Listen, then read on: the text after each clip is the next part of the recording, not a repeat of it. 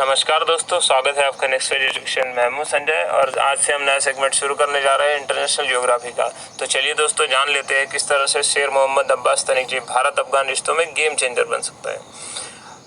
बता दें, शेरू अभी डेप्यूटी हेड है तो Taliban political office in Doha Qatar में, और साथ ही साथ भारत के लिए इसके क्या मायने और किस तरह से भारत अफगान ट्रेड में यह अहम भूमिका निभा सकता है। तो चलिए दोस्तों, शुरू करते हैं आज का वीडियो।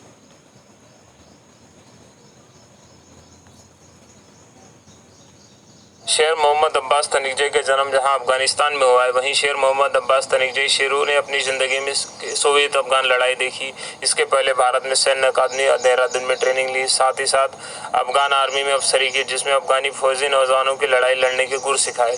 देश के सोवियत यूनियन के खिलाफ राष्ट्रीय आंदोलन की एक यूनिट में सक्रिय भूमिका भी निभाई। Islamic union for the liberation of Afghanistan में भी काम किया और फिर आखिर तालिबान में सीनियर कमांडर बनकर काम किया। तनिकजी अर्थात शेरू को 1996 से 2001 के तालिबानी सरकार में विदेशी मीडिया के मुख्तलिफ होने दिया जाता रहा है, क्योंकि तनिकजी पोस्ट ग्रेजुएट है पॉलिटिकल साइंस में और वहाँ की लोकल लैंग्वेज पश्तो है, जिसके कारण भी और वहाँ के साथ वाले तालिबानी लड़के जो है कम पढ़े लिखे हैं। तालिबान ने तो तनिकजी को अपना विदेशी मामलों के मीडिएटर ही बना दिया था। इतनी पाक साफ इंग्लिश थी इसकी कि गजब का कहर होता था इनके शब्दों में। जोड़ तोड़ कर अपनी बात मनाने का हुनर होने के कारण आज तक उस तख्त पर अपने को काबिज रखे हुए शेरों ने जितना सीखा समझा और जाना है, इन सब सारी खूबी और नॉलेज के इम्प्लीमेंटेशन कर रहा है तालिबान के नए शासन अफगान विदेश मंत्रालय में। तो ये रहा शेर मोहम्मद अब्बास तनिकजी का अब तक का सफर। अब जान लेते हैं भारत के लिए तालिबान का क्या कहना है। और अगर पाकिस्तान भारत अफगान को तो पाकिस्तानी रोड के माध्यम से एक्सेस नहीं देगा, तो भारत के लिए अफगान अपने एयर स्पेस का एयर कॉरिडोर ओपन करने को तैयार है। तालिबान की ये इच्छा है कि वह भारत के साथ पहले जैसे साफ सुथरे संबंध चाहता है।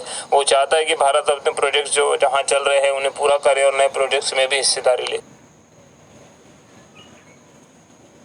भारत का अरबों का इन्वेस्टमेंट है इंफ्रास्ट्रक्चर सेक्टर में, साथ ही सड़क परियोजना से लेकर शिक्षा और रेलवे में भी काफ़ी सारा काम चल रहा था। देश के अलग अलग हिस्सों में भारत रेल लाइन बिछाने का काम कर रहा था। ऐसे काफ़ी सारे पर्सनल इंटरेस्ट फंसे हुए हैं भारत के अफगान के अंदर। 2015 में प्रधानमंत्री नरेंद्र मोदी ने $90 मिलियन की लागत से भारत द्वारा निर्मित नए अफगान संसद भवन का उद्घाटन किया। इसे अफगानिस्तान में लोकतंत्र के लिए अपने देश की श्रद्धांजलि के रूप में वर्णित किया गया। अगले वर्ष मोदी ने काबुल में पुनर्निर्मित 19वीं सदी के स्टोर पैलेस का अनावरण किया, जो 1920 के दशक में अपने शासनकाल के दौरान अफगान राजा अमानतुल्लाह खान का घर था। 2016 में उन्होंने पश्चिमी शहर हेरात में एक महत्वपूर्ण बुनियादी ढांचा उपक्रम सलमा बांध का उद्घाटन किया, जो आसपास के जिलों में पानी की पहुंच और हजारों हेक्टेयर भूमि की सिंचाई की अनुमति देता है। अन्य राजमार्गों और निर्माण परियोजनाओं में अपने निवेश के साथ कुल मिलाकर भारत ने अफगानिस्तान में लगभग $3 बिलियन का निवेश किया।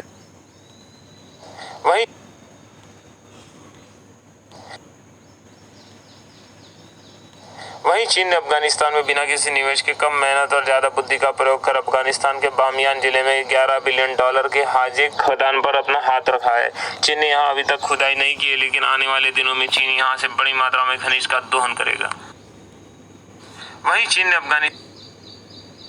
वहीं ईरान के चाबार बंदरगाह भारत के प्रमुख प्रतिद्वंदी पाकिस्तान को दरकिनार करते हुए अफगानिस्तान को एक मध्य एशिया से जोड़ने के लिए महत्वपूर्ण भाग खोलने वाला था।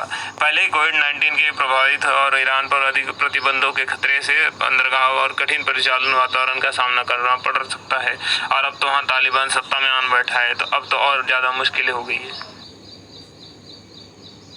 तालिबान ने भारत को दोस्ती का हाथ बढ़ाया और कहा है कि हम आपसे दोस्ती करना चाहते हैं और हम आपसे अच्छे संबंध बनाए रखना चाहते हैं।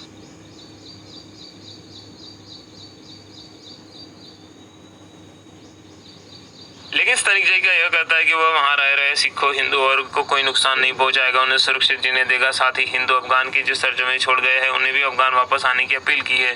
भरोसा दिया है कि वहां उनके अधिकारों का कोई नुकसान नहीं होगा करके।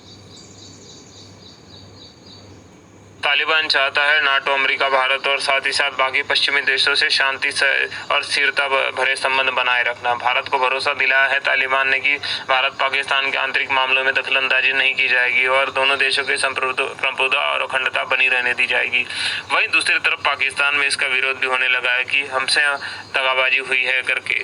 और साथ ही साथ क्योंकि अभी इसी हफ्ते की बात है कि पाकिस्तानी तालिबान ने पाकिस्तानी सेना के 4 जवानों को निशाना बनाया और मार गिराया। इस पर अफगानी तालिबान ने कहा है कि ये आपके देश का आंतरिक मसला है और इसमें हम दखलंदाजी नहीं करेंगे।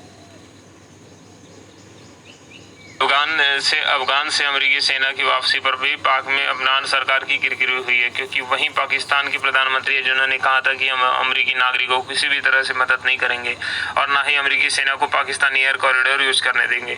लेकिन घर वापसी के दौरान काफी सारे विमान काबुल एयरपोर्ट से सीधा इस्लामाबाद हवाई अड्डे पर उतरे और वहाँ के बड़े बड़े होटलों में अमेरिकी जवानों ने शिरकत की और सेना की वर्दी में ही थे और इन्होंने अंतर्राष्ट्रीय मीडिया को भी खूब कवर किया। दोस्तों आपको तो पता है 1996 से 2001 के बीच तालिबान ने अफगान पर हुकूमत की, तब देश की हालत कितने बुरे कर दिए थे। तो कमेंट सेक्शन में बताएं कि अब की बार क्या क्या बदलाव देखने को मिल सकते हैं अफगानी नागरिकों के भविष्य को लेकर।